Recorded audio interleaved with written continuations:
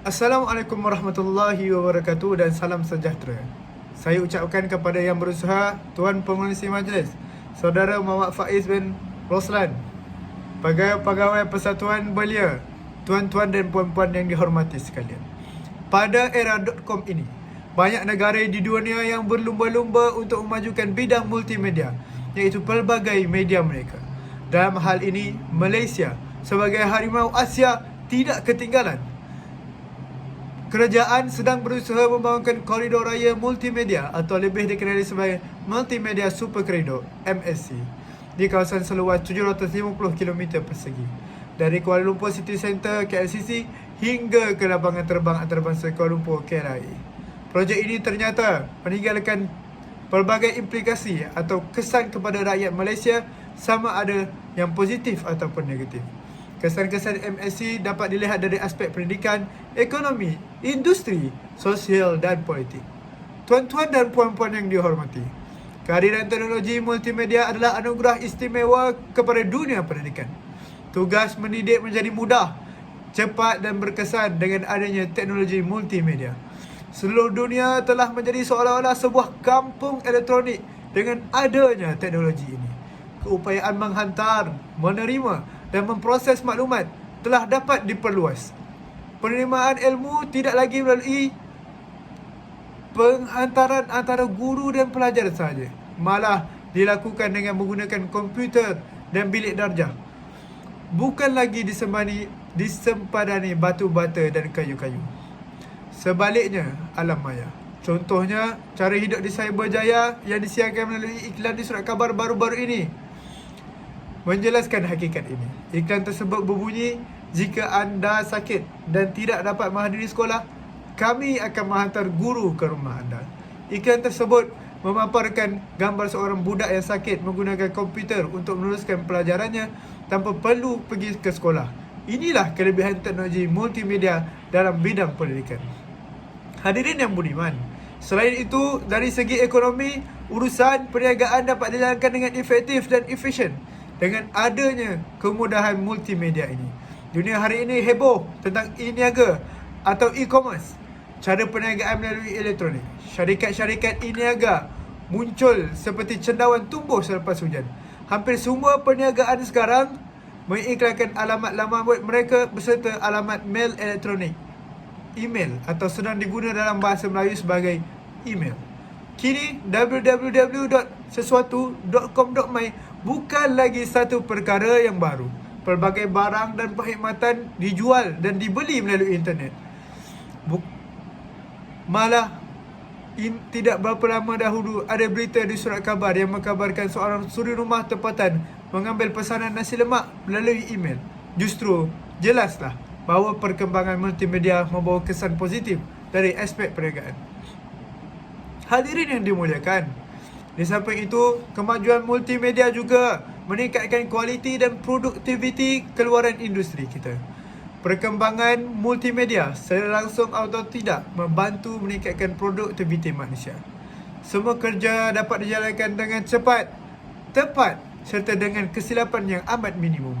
Umpamanya, dengan adanya email, sesuatu maklumat dapat dihantar dengan cepat melewati batas sepadan negara, masa dan ruang.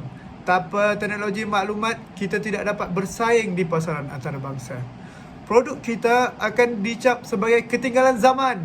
Muncullah kerajaan Malaysia siang-siang lagi telah memberi tumpuan kepada pembangunan multimedia. Malah ketika melawat MSC, Bill Gates yang ini empunya Microsoft Corporation, insan terkaya di dunia, memuji Malaysia sebagai negara yang paling serius dalam membangunkan pusat multimedianya. Beliau menambah, di luar Amerika Syarikat, pembangunan seumpama ini seperti di Malaysia sukar didapati. Jadi terbukti bahawa pembangunan multimedia membolehkan Malaysia berdiri sama tinggi dan duduk sama rendah dengan negara-negara maju yang lain. Tuan-tuan dan puan-puan, dari segi sosialnya pula, pembangunan multimedia mengeratkan lagi hubungan antara rakyat Malaysia.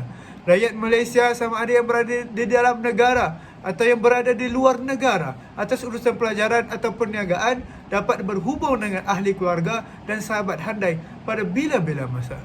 Mail elektronik boleh diterima dan dihantar dari mana-mana pelosok dunia. Maklumat berita, ucapan dan pandangan dapat disalurkan agar rakyat membuat keputusan yang rasional dalam kehidupan seharian.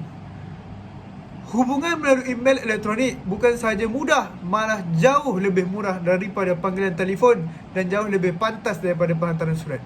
Selain itu, hubungan antara negara, terutamanya pemimpin politik dan tokoh perniagaan juga berjalan lancar melalui internet. Semangat persefahaman dan kerjasama dapat dipupuk di kalangan rakyat pelbagai negara dan berbagai-bagai kaum. Bukankah multimedia satu anugerah yang tiada tolok bandingnya? Hadirin sekalian, walau bagaimanapun, pembangunan pesat multimedia tidak bebas daripada implikasi negatifnya. Internet hari ini lebih menjurus kepada aspek-aspek yang negatif. Malah di Malaysia sendiri, ada pihak-pihak yang tidak bertanggungjawab menggunakan kemudahan internet untuk menyebarkan kabar-kabar angin. Saya yakin kita masih ingat kabar angin bahawa akan berlaku rusuhan kaum pada 13 Mei 1999 di Chowkit, Kuala Lumpur yang disebarkan melalui internet. Selain itu, kempen memburuk-burukkan pemimpin kerajaan dan kerajaan sendiri memang terus-menerus berlaku. Inilah aspek negatif internet yang sukar dibendung oleh sesiapa. Tuan-tuan dan puan-puan yang dihormati sekalian, internet juga menjadi wahana penyebaran unsur-unsur lucah, terutamanya di kalangan generasi muda. Gambar dan bahan pornografi yang lain mengisi kebanyakan daripada ruang maya dalam internet. Remaja yang dahagakan pengetahuan seks dijadikan sasaran utama peniaga-peniaga bahan porno ini. Pengusaha-pengusaha ini juga mengawat keuntungan besar dengan memberikan perkhidmatan berunsur seks mereka itu dengan mengenakan bayaran sehingga RM50 sejam. Masalah ini juga merebak dengan cepat di kalangan pelajar-pelajar sekolah, tidak kira lelaki mahupun perempuan. Ini turut memeningkan kepala para guru dan ibu bapa. Hampir semua pelajar sekolah hari ini terdedah kepada ancaman negatif ini. Kewujudan kafe cyber di merata-rata tempat memburukkan lagi keadaan. Kafe-kafe ini merupakan pusat perkembangan dan perkongsian maklumat negatif di kalangan remaja dan belia. Dari sini jugalah aktiviti-aktiviti negatif yang lain seperti merokok, menagih dadah, gangsterisme dan vandalisme mula bertapak di sanubari anak-anak. Hadirin yang dikasihi, selain itu, jika perkembangan multimedia tidak dikawal, implikasi yang lebih buruk boleh melanda sesebuah negara. Dalam konteks Malaysia, sebarang isu perkauman dan agama yang disebarkan dengan niat yang jahat pasti mempengaruhi rakyat untuk bertindak di luar batasan kemanusiaan. Semua ini boleh membawa kemudaratan kepada negara kita sendiri. Anasir-anasir yang jahat boleh menyalurkan isu-isu sensitif tentang hak dan kepercayaan masyarakat pelbagai kaum bagi mewujudkan huru-hara di dalam negara. Sekiranya kerajaan tidak mengawasi pergerakan golongan yang berniat jahat ini, keadaan anarki mungkin terpaksa dihadapi oleh negara dan rakyat kita. Oleh itu, kesan negatif multimedia yang boleh mengheret rakyat ke kancah perang sibil dan kaum wajiblah dielak. Tuan-tuan dan puan-puan sekalian, jelaslah bahawa teknologi maklumat membawa pelbagai kebaikan, namun pada masa yang sama memberi laluan kepada aneka keburukan yang mampu melanda negara kita. Menjadi tugas kita lah bagi mengambil yang jernih dan membuangkan yang keruh. Sekian daripada saya, Saudara Muhammad Noman Hakim Melisa. Terima kasih.